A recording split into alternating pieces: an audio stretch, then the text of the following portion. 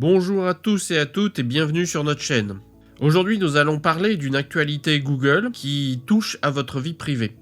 Savez-vous que chaque fois que vous visitez un site web, vous laissez derrière vous une trace détaillée qui révèle votre identité? Étonnant, non? Aujourd'hui, nous allons explorer le phénomène du browser fingerprinting et vous donner toutes les clés pour protéger votre vie privée en ligne. Avant de plonger dans le vif du sujet, parlons d'une décision surprenante. Google, qui critiquait il y a quelques années le fingerprinting pour son manque de respect de la vie privée, a désormais décidé d'adopter cette technique. Aujourd'hui, Google utilise le fingerprinting non seulement sur les ordinateurs, mais aussi pour suivre l'activité sur des appareils comme les Smart TV et les consoles de jeux. Cette volte-face a suscité de vives critiques de la part des experts qui voient, bien entendu, un recul en matière de protection des données personnelles.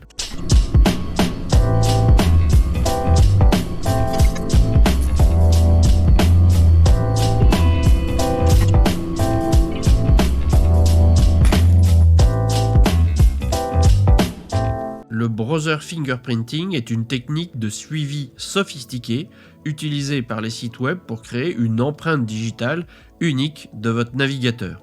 En combinant les informations sur votre système d'exploitation, par exemple les langues utilisées, votre fuseau horaire, la résolution de votre écran, les polices de caractères qui sont installées sur votre système, et même par exemple votre adresse MAC, les sites peuvent vous identifier avec une précision déconcertante. Une étude a montré que sur près de 287 000 empreintes digitales de navigateurs, il est très rare que deux personnes aient exactement le même profil. Un peu comme les empreintes digitales humaines. Alors si vous voulez tester vous-même, si vous êtes sensible à cette technique de fingerprinting, vous pouvez vous connecter sur cette page que vous voyez à l'écran qui s'appelle Am I Unique? Et donc vous découvrirez que évidemment votre navigateur, quel qu'il soit, sera complètement sensible au fingerprinting. La seule solution d'échapper à ce fléau, c'est d'utiliser soit des plugins, soit d'utiliser des navigateurs qui sont payants.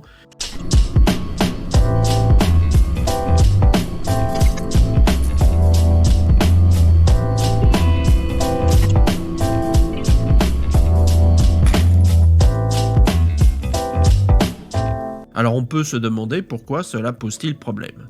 Eh bien que le browser fingerprinting puisse aider les sites à améliorer votre expérience, par exemple en personnalisant le contenu ou en prévenant la fraude, il comporte un revers assez inquiétant. Vos données peuvent être utilisées par des annonceurs divers et variés, donc pour des publicités. Des cybercriminels peuvent vous suivre, pas très sympathique effectivement, ou même tout simplement les agences de surveillance peuvent vous pister. C'est donc une véritable atteinte à votre vie privée. Dans le cas de Google, impossible d'échapper maintenant à Google, que vous preniez un VPN, que vous utilisiez différents types de périphériques. Il saura que c'est vous, il aura le fingerprint de chacun des périphériques que vous utilisez, votre téléphone, votre ordinateur, votre Smart TV, et à chaque fois il associera votre nom à l'usage qui est fait de ce périphérique. Donc évidemment, les publicités seront redoutables, et puis vous n'êtes pas sans savoir que Google, comme tous les GAFAM, ont l'obligation de par la loi américaine, de transmettre les données à la NSA. La NSA qui elle-même échange ses données avec différents pays. Donc ça veut dire que même si vous n'êtes pas français, même si vous n'êtes pas américain, votre navigation sera suivie et votre vie privée sera en danger. Donc vous l'aurez compris, ce n'est pas du tout une bonne nouvelle que Google finalement décide d'utiliser cette technique, sachant que d'autres utilisaient déjà cela de manière un peu détournée sans le dire. Le fait que le géant de la publicité, Google se mette à utiliser cela aussi, va faire en sorte que la navigation sur le web, et quel que soit le périphérique, deviendra un véritable enfer publicitaire et un véritable enfer pour la vie privée. Donc dans la partie suivante, on va vous montrer toutes les techniques qui peuvent être utilisées pour vous suivre sur internet, et j'ai réalisé un petit fichier web HTML qui utilise un script que j'ai concocté pour cette expérience et qui va essayer de calculer pour moi un fingerprint lors de la navigation sur ce mini site web. Et nous allons voir comment ce fingerprint évolue en fonction de différentes méthodes de protection.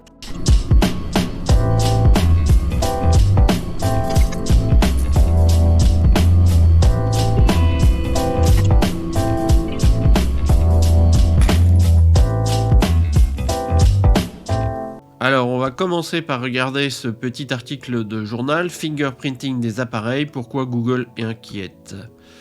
Alors, Google mise sur le fingerprinting pour remplacer les cookies, une méthode qui intrigue, inquiète et redéfinit le futur du suivi publicitaire et de la confidentialité. Alors, on va aller directement à pourquoi c'est une méthode controversée. Donc, contrairement aux cookies, le fingerprinting numérique est invisible et difficile à bloquer.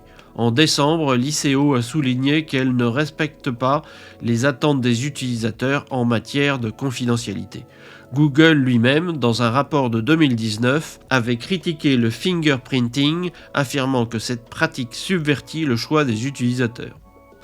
Les chiffres renforcent les inquiétudes. Entre 2023 et 2024, les violations de données ont augmenté de 1170%.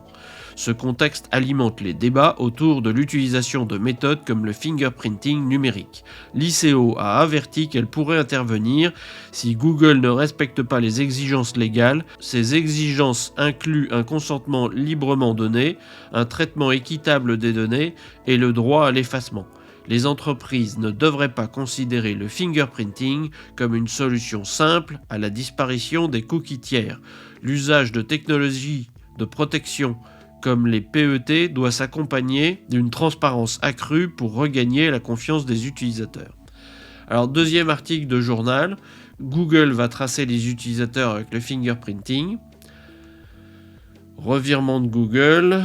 Priorité au profit. Outre-Manche, sa mise en œuvre a souligné l'ire des défendeurs de la vie privée. Lena Cohen, technologue de l'Electronic Frontier Foundation, a affirmé qu'en autorisant explicitement une technique de suivi qu'elle décrivait auparavant comme incompatible avec le contrôle des utilisateurs, Google met en évidence sa priorité continue des profits sur la vie privée. De son côté, l'Information Commissioner's Office, l'ICO, l'équivalent britannique de la CNIL, considère que l'empreinte digitale n'est pas un moyen équitable de suivre les utilisateurs en ligne, car elle est susceptible de réduire le choix et le contrôle des personnes sur la manière dont leurs informations sont collectées. Stephen Almond, Executive Director of Regulatory Risk au sein de l'ICO, a évoqué en décembre dernier un changement irresponsable. Bon, voilà, nous voilà fixés sur cette façon de nous suivre sur Internet.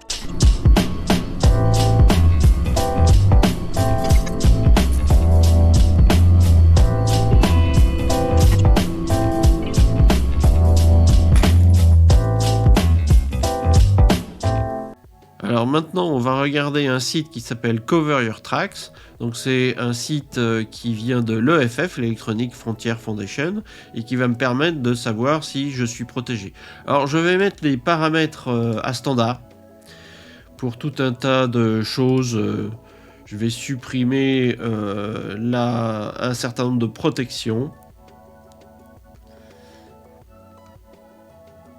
Pour ceux qui n'auraient pas configuré leur browser, nous allons voir un petit peu justement ce que ça donne lorsqu'on utilise ce site web. Donc, je mets protection par défaut ici. Voilà. Donc, on va fermer ça. Et donc je reviens à Cover Your Tracks. Et on va faire le test. Donc là, il va calculer si je suis sensible aux publicités, aux trackers invisibles et au fameux fingerprinting. Donc là, il me dit que j'ai une protection partielle sur le suivi publicitaire. J'ai une protection partielle sur les trackers invisibles. Et je suis complètement sensible donc, au fingerprinting de mon navigateur. Donc vous voyez, je peux être suivi par Google par cette méthode-là. Alors après, il va m'expliquer un certain nombre de résultats, mais ce qu'on va regarder surtout, c'est les éléments qu'il utilise pour calculer ce fameux fingerprint, cette espèce d'empreinte de mon navigateur.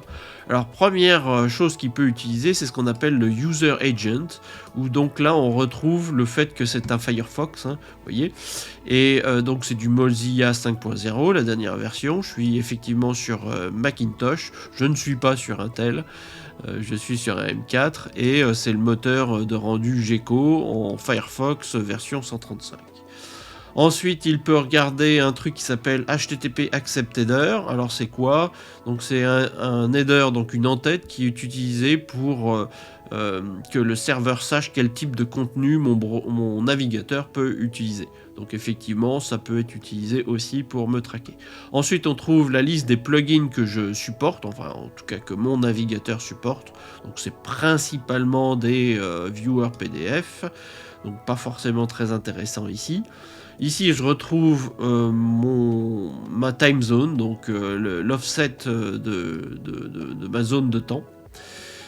Donc il y a moins 60. La time zone en elle-même, hein, je suis en Europe et à Paris, enfin pas tout à fait Paris, en région parisienne. Ensuite, je me retrouve avec tout ce qui est écran. Donc je suis en 1920 par 1080 sur cet écran-là, avec une profondeur de 30 bits. Ensuite, on va avoir, pour calculer le fingerprint, les fontes, les systèmes fontes. Donc ceux-ci, ce sont toutes les fontes que je supporte sur ce navigateur. Ensuite, on va savoir si j'ai validé l'usage des cookies sur ce navigateur. En général, c'est oui, hein. Ensuite, on va tester les super cookies. Donc les super cookies, c'est tout simplement d'autres méthodes que les cookies qui permettent de stocker de l'information par les sites web. Ensuite, on a un hash de Canva Fingerprint. Alors c'est assez vicieux parce que ça permet de dessiner une figure dans un endroit de la page web qui est caché. Et la façon dont le navigateur dessine cette figure va être unique. Et donc du coup je peux utiliser ça pour mon suivi aussi. Donc ça peut faire partie de ce fameux suivi. Alors on peut utiliser aussi le WebGL Fingerprint. Donc c'est une interface applicative JavaScript qui permet donc de faire du rendu 2D et 3D de graphiques. Et donc effectivement, suivant le type de WebGL que mon navigateur supporte, je peux intégrer ça directement dans mon fingerprint. Alors ensuite, on peut avoir le vendeur, celui qui fournit le WebGL. Et donc ici, on est sur un Apple M1 ou similaire. Donc en fait, je suis sur un M4, mais c'est déjà assez précis. Ensuite, le flag Do Not Track est-il activé? Il me dit que oui. Mon langage, sans surprise, c'est le français. La plateforme, c'est du Mac Intel, ce qui n'est pas vrai, hein, puisque je suis du Mac M4. Mais c'est pas grave, c'est ce que répond le navigateur. Alors je ne supporte pas les écrans tactiles. Je ne bloque pas les publicités. On peut utiliser un petit fichier audio quasiment inaudible. Et la façon dont il va restituer le son me permettra aussi de calculer un fingerprint. Alors on peut avoir aussi des informations sur les classes de CPU. Le navigateur ici ne renvoie rien. On peut avoir des informations sur la concurrence hardware. Bon, ici on a une certaine valeur. Et puis peut-être mon navigateur va répondre à la question quelle est la mémoire de l'ordinateur. Et ici, il n'a pas répondu, ce qui est une bonne chose. Donc voilà comment on va pouvoir calculer ce fameux fingerprint de mon navigateur. Et vous avez vu qu'il a rempli plein d'informations personnelles. Et c'est pour ça qu'il me dit ici qu'il n'est pas unique. Alors on va continuer avec mon petit fichier. Donc c'est un fichier HTML avec dedans un script qui va justement essayer d'extraire un maximum d'informations de mon navigateur pour me calculer donc une fameuse empreinte, une fameuse fingerprint. Alors là je l'ai déjà fait tourner, je vais le rafraîchir et donc je vais sauvegarder ces informations là dans un local storage. Je rafraîchis et là vous voyez il me dit qu'il est absolument certain que par rapport à la sauvegarde c'est le même navigateur et c'est le même système. Donc vous voyez grâce au fingerprint, en stockant cette fameuse empreinte une première fois, si je reviens sur la page, le site pourra savoir que c'est bien moi et pas une autre personne qui visite ce site là. Alors l'empreinte du navigateur je l'ai calculée comme cela. L'empreinte du système, je l'ai séparée en deux, système et navigateur, puisqu'on pourrait être sur le même système d'exploitation, mais changer de navigateur. Et donc en ayant deux fingerprints différents, qu'on peut accoler l'un à l'autre, hein, on peut justement savoir si on est sur le même système mais pas le même navigateur, ou le même navigateur mais pas le même système, etc. etc. C'est bien de séparer les deux. Alors on va voir les détails que j'ai pu extraire de mon navigateur grâce à mon petit script. On retrouve mon fameux user agent, hein, avec toutes les informations qu'on a retrouvées ici, exactement les mêmes que le site a pu capturer, mon langage, donc français. Alors là j'ai un petit peu plus d'informations, hein, que j'ai retiré du navigateur, c'est FR, et je supporte aussi l'anglais. Les cookies sont activés, le Do Not Track est activé, je n'ai pas d'écran tactile, My Time Zone Offset c'est bien moins 60, j'ai effectivement un fingerprint du fameux Canva, le dessin. Donc je peux utiliser cette façon de dessiner de mon navigateur comme une partie de l'empreinte du navigateur. Les informations sur WebGL, donc on voit que c'est de l'Apple, Apple M1 ou similaire. Bon, pas de surprise.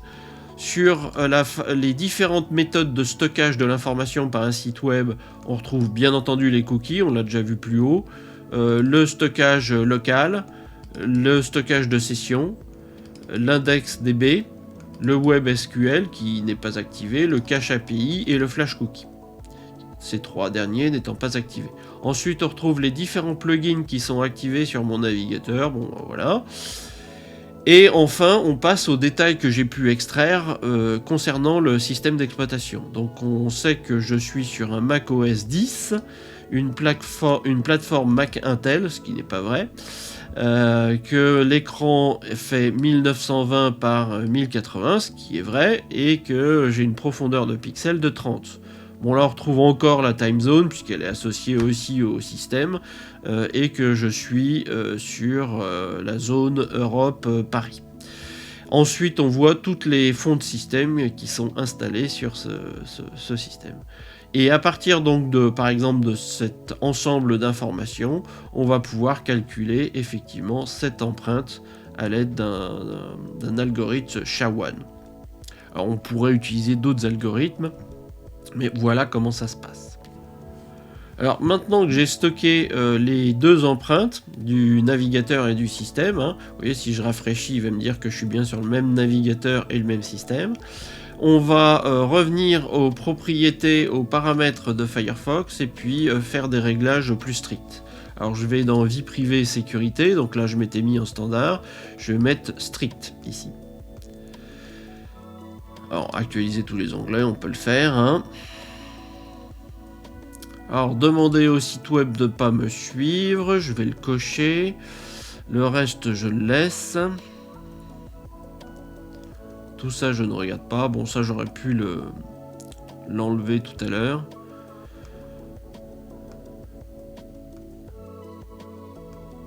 Alors, qu'est-ce qu'il me reste? Voilà.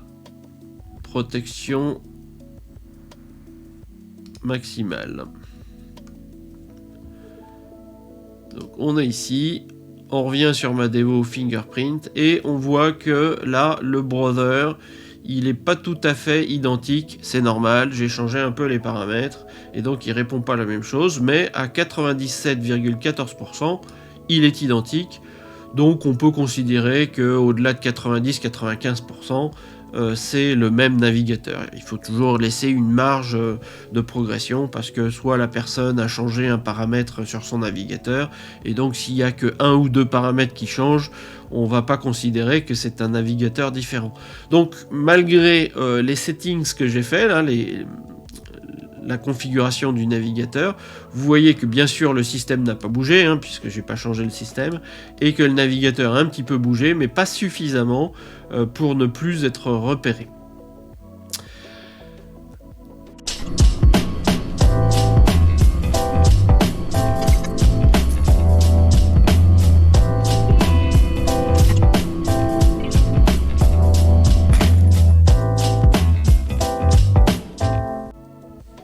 Alors Alors maintenant, on va voir comment on peut mieux se protéger avec des plugins.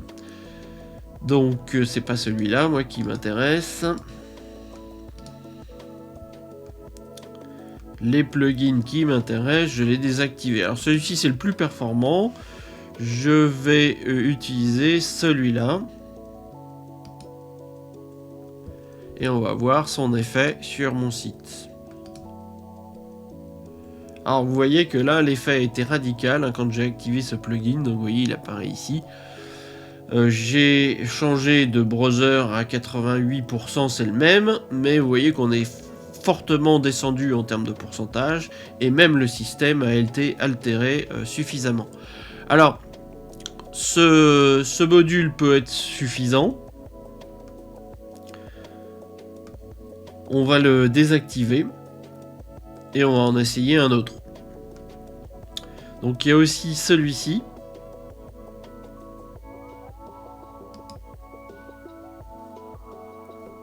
Qu'on va retrouver ici. Non, il n'est pas. Alors on va voir, il apparaît pas. Mais on va regarder si ça change quelque chose. Donc la 88 et 73. Donc celui-ci est moins performant. Donc on revient dans mes plugins. Donc je ne vous le conseille pas, celui-ci, je vais le supprimer.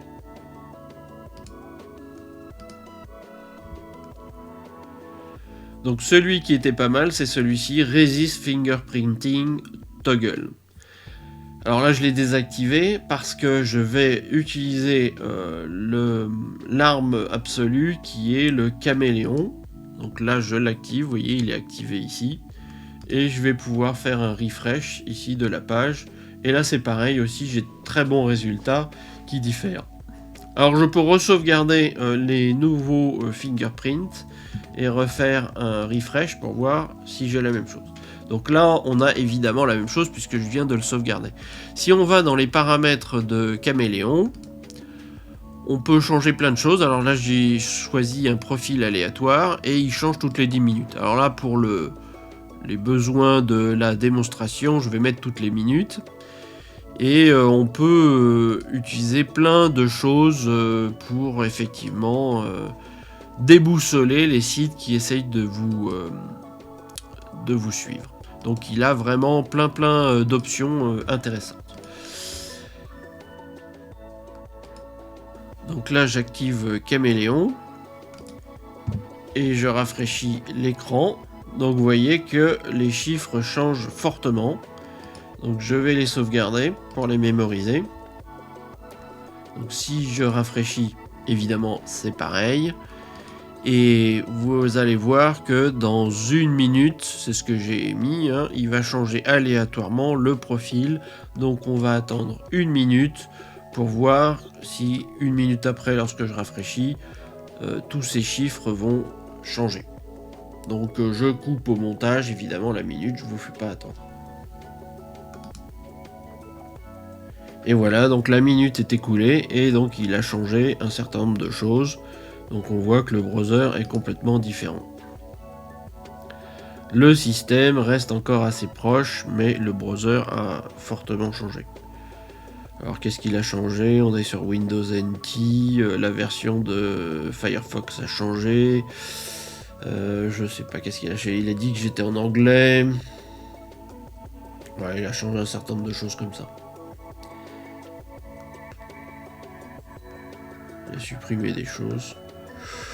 Voilà, donc c'est une solution simple si vous êtes sur Firefox, c'est d'utiliser Caméléon. Si vous utilisez par contre un système comme Chrome, évidemment, ça va pas être le même résultat. Nous allons faire l'essai. Donc nous voilà sur Chrome.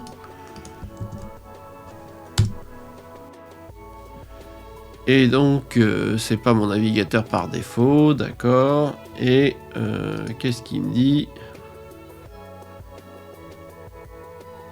Voilà, aucune empreinte sauvegardée, c'est normal, je l'ai pas fait, donc je vais sauvegarder. Et donc si je fais rafraîchir, évidemment c'est 100%. Donc il me dit que je suis bien un Mozilla de dernière version. Bon, je suis toujours Intel Mac, je ne sais pas pourquoi. Là, je suis sur l'Apple WebKit. J'ai plus de détails, vous voyez. Tout à l'heure, on avait sur Firefox que Gecko. Ici, j'ai l'Apple WebKit avec sa version. Bon, alors j'ai Chrome, sa version. Safari, je sais pas pourquoi. Je suis en français et en US, donc ça, il l'a laissé filer. Do Not Track et n'est pas renseigné.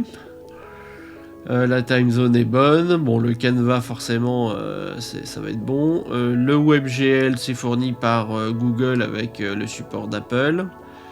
Donc voilà, on voit que ici il a laissé filer mon architecture précise, donc M4. Tout à l'heure sur Firefox, on l'avait pas. Et ensuite, ça c'est exactement pareil. Les plugins, c'est pareil. Sur le système, alors il me donne plus d'informations sur l'operating system. Vous voyez, j'ai le 10.15.7, donc je sais exactement quelle est la version sur laquelle je tourne. Ça c'est un petit peu différent parce que tout à l'heure j'étais en 30 bits de profondeur, ici je suis en 24. Bon, ok, ça change pas grand chose. Et il a trouvé, je crois, un petit peu plus de fonte de caractère. Donc vous voyez comment Chrome laisse filer beaucoup plus d'informations sans aucune protection. Alors on va essayer avec un autre navigateur. Donc nous voilà avec DuckDuckGo. Donc DuckDuckGo, on va faire l'expérience. Voilà, on va sauvegarder les empreintes. Donc on est sur du Mozilla. Intéressant. Donc c'est du Macintosh, toujours c'est faux Intel. Il laisse filer aussi le WebKit et sa version, alors que Firefox ne disait que Gecko. Et encore plus de détails ici. Par contre sur les langages, il a été moins bavard, c'est assez étonnant. Qu'est-ce que nous avons on a Apple Inc, Apple GPU. Bon, un petit peu moins de détails ici. Les mêmes plugins. Toujours l'operating system avec sa version détaillée. La plateforme Mac Intel qui est fausse. 24 bits de profondeur. Time zone -60. Europe Paris. Et une belle liste de fontes. Donc voilà. Voilà. Donc pas une protection extraordinaire. On va essayer avec encore un autre navigateur. Donc sur Brave, voilà ce qu'il laisse filer comme information. Donc c'est une base Firefox. On a toujours ce truc faux ici. Là, il laisse filer directement dans le navigateur la version. L'Apple WebKit avec sa version. Et cette base-là. Il laisse bien filer aussi le fait que je suis à la fois en français et en US. Ensuite... donc j'ai le WebKit qui file, le storage comme d'habitude et les plugins, Chrome PDF plugin, Chrome PDF Viewer. Bon, l'operating system avec tous les détails. Je suis sur Mac Intel, c'est faux mais c'est pas grave. Et les fontes. Donc c'est pas non plus extraordinairement génial. On n'a pas une protection d'enfer. Vous voyez que si je rafraîchis la fenêtre, l'empreinte système ne bouge pas et l'empreinte navigateur ne bouge pas. Donc ça ne va pas être ce navigateur là qui va vous sauver la vie sur ce sujet là.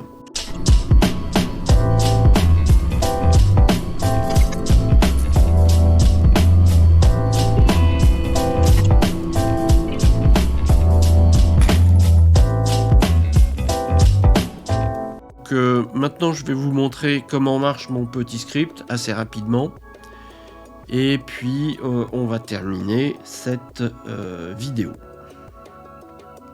Donc voilà le fichier HTML que j'utilise. Donc bon, tout simplement la partie HTML pour l'affichage, pas très intéressant, et on va rentrer directement dans le script.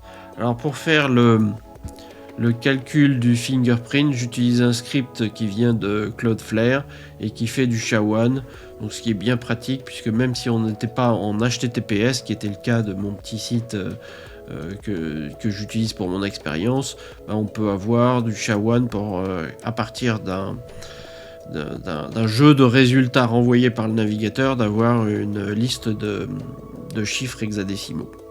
Donc ça permet d'utiliser cette fonction-là. Alors pour la détection de l'operating system, eh bien, on va tout simplement demander le user agent du navigateur, donc qui est stocké dans UA, et puis on va rechercher dedans un certain nombre de choses connues, comme Windows, comme macOS, comme Android, etc. Alors on peut en rajouter plein, et en fonction de ça, on va stocker ce qu'on a trouvé.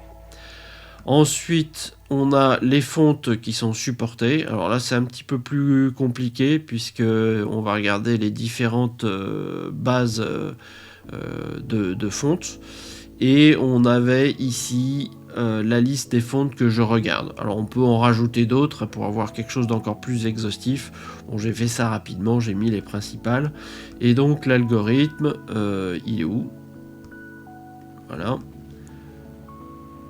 Va utiliser donc ces fontes pour essayer de les afficher à l'écran avec un texte quelconque et voir s'il s'affiche correctement, et s'il s'affiche correctement, c'est que la fonte est disponible.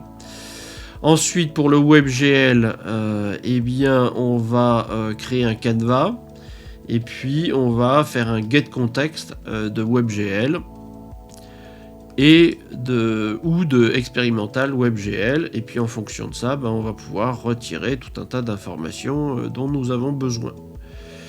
Pour le canevas fingerprint, on est obligé donc de créer un canevas avec une taille qui est ici de 200 par 50 pour que ce soit suffisamment grand pour qu'on puisse faire le fingerprint. On va travailler en 2D et puis voilà, on dessine un rectangle, un texte, etc., etc. Et puis on récupère les octets de l'image et c'est ça qui va faire le fingerprint. Sur le stockage, donc tout ce qui est mécanisme disponible pour le stockage, on va regarder les cookies, on va regarder le local storage, on va regarder le session storage, on va regarder l'IndexedDB, le WebSQL, le cache API et les flash cookies. Flash cookies d'ailleurs qui sont dépréciés, j'aurais pu supprimer ce truc là. Ensuite, on va regarder donc le fingerprint du navigateur. Donc, on appelle finalement tout ce qu'on a créé précédemment. Donc, le Canva fingerprint, le OpenGL info, le storage mechanism, etc., etc. Plus quelques autres comme le getTimeZone offset.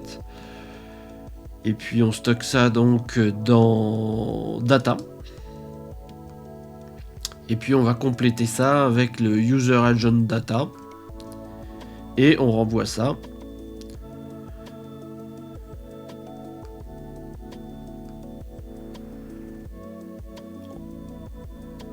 Ensuite, on va avoir la collecte des informations spécifiques au système.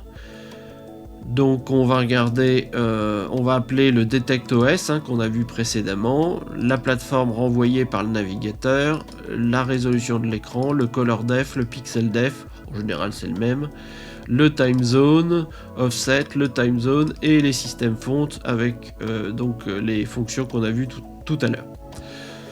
Ensuite on a la fonction qui permet de sauvegarder la fingerprint. Bon, ça c'est une fonction utilitaire sans intérêt. Et de comparer les fingerprints pour voir s'ils matchent et de combien de pourcents ils matchent. Et enfin, on a la fonction ici qui va permettre d'appeler tout ça et d'afficher tout ça dans le navigateur. Voilà. Donc voilà le script. Donc vous voyez que c'est quand même assez long pour faire le fingerprint. Donc tout ce script peut être hébergé sur un site qui est appelé, comme j'appelle ici... alors où ça se trouve, voilà, comme j'appelle ici le script de Cloudflare pour faire du SHA-1. Donc ça pourrait être une simple ligne comme ça qui va être référencée dans un HTML piégé et qui va faire ce fameux suivi et donc renvoyer ce fingerprint à l'espion, que ce soit Google ou un autre. Donc vous voyez, c'est pas simple, mais il y a des gens qui sont partis mettre dans l'art de faire ce genre de choses, et donc vous inquiétez pas, ils vont suivre tout ce que j'ai suivi ici et bien plus encore.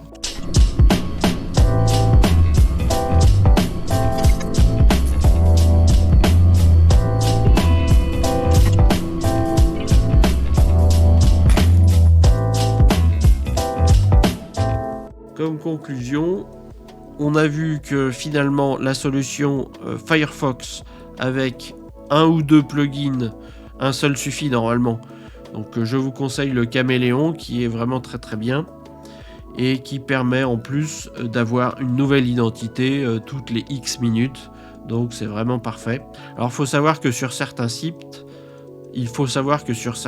web, cela peut perturber le site et donc du coup il se peut que ça marche moins bien lorsque l'anti-fingerprint est activé sur certains sites. Donc dans ce cas-là, si vous voyez qu'il y a un site qui passe pas, vous désactivez le fingerprinting pour ce site-là. Voilà, c'est tout pour aujourd'hui. J'espère que ça vous aura intéressé. Et puis maintenant, vous savez pratiquement tout sur le fingerprinting, tout sur le danger que ça apporte et de comment vous en protéger. Donc mon conseil, c'est Firefox avec Caméléon. Il y a des navigateurs qui existent dans le commerce mais qui sont payants en général et c'est assez cher, donc je ne vous ai pas parlé de ces solutions là parce qu'elles sont payantes. Ici tout ce que je vous ai montré c'est du gratuit et encore une fois n'utilisez pas Chrome, c'est celui qui fait fuir le plus de données. Bien évidemment Chrome c'est Google, donc il va aider Google à vous espionner, il va pas vous protéger pour votre vie privée et pour le reste. Donc voilà, utilisez Firefox avec Caméléon, c'est la conclusion. Si vous n'êtes pas encore abonné à ma chaîne, eh bien c'est le moment d'appuyer sur le petit bouton d'abonnement et d'activer la cloche. J'espère que cette vidéo vous aura intéressé et je vous dis à bientôt pour une prochaine vidéo.